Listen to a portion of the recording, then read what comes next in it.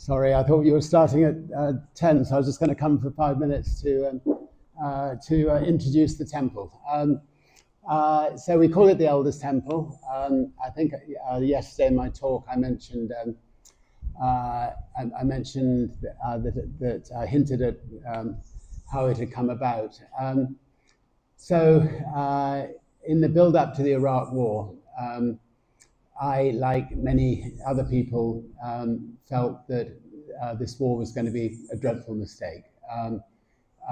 The first Iraq War, there was absolute justification for when George Bush Sr. Helped get Kuwait back.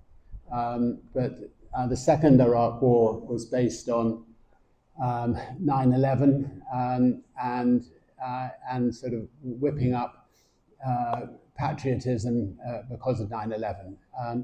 But Iraq had nothing to do with 9/11 whatsoever. And the excuse, I'm afraid, from both George Bush Jr. and I'm afraid our own Prime Minister Tony Blair was that there were weapons of mass destruction in Iraq. And for all the experts, it was very clear there weren't weapons of mass destruction. So this whole thing was just like one ghastly mistake about to happen. I met Saddam Hussein when we'd got some hostages out of Iraq, and I knew the King of Jordan, and we thought we would try to persuade him to leave Iraq and go and live in Libya for the rest of his life, and bring his family with him.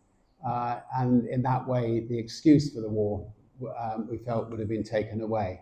And so we, as you do, wrote him a letter, got the King of Jordan to translate it and add his own letter with it. And Saddam Hussein came back to us and said he would leave if we could send 2 elders to come so he could leave with his head held high. And Mandela, I knew, and he agreed to go. And he was also against the war. But he wanted Kofi Annan, who was Secretary General of the United Nations, to go with him. Kofi, I didn't know that well at that time. It took me a few days to get that sorted, and then he agreed to go.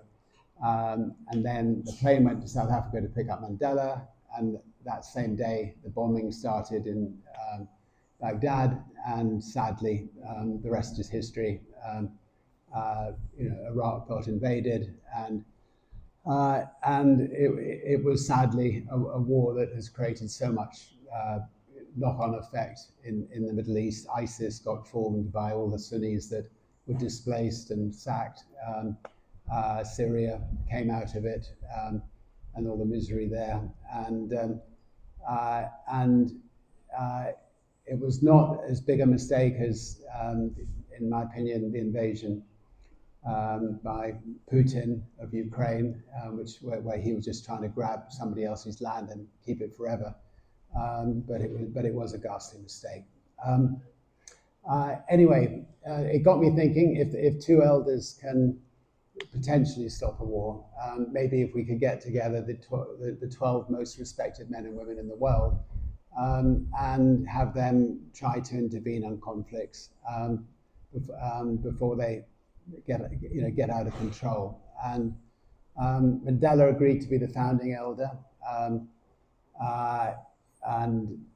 we had fascinating times with him working out who the other 12 men and women in the world were that he would have tremendous respect for.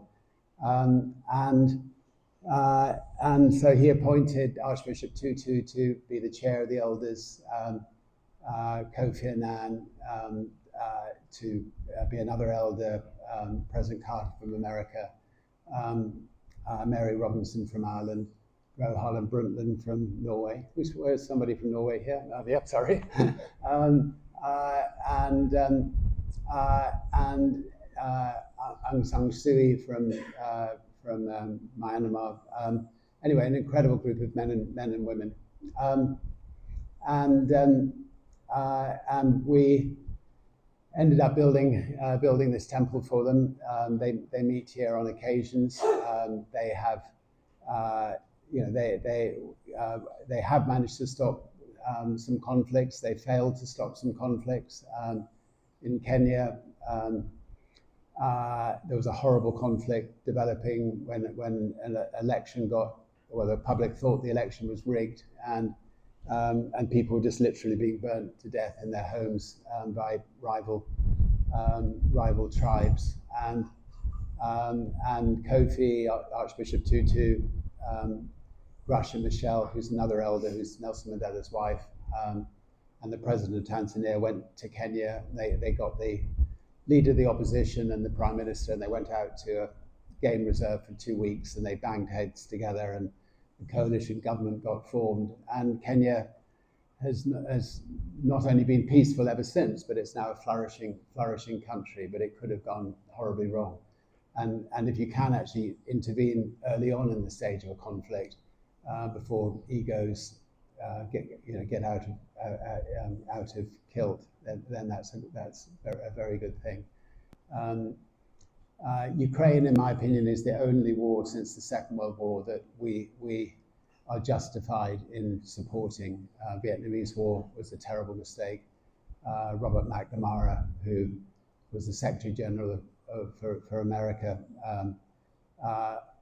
6 months before he died, said it was, that he should have been prosecuted for war crimes for starting that war and for not stopping it when he realized that the reasons for starting it were wrong.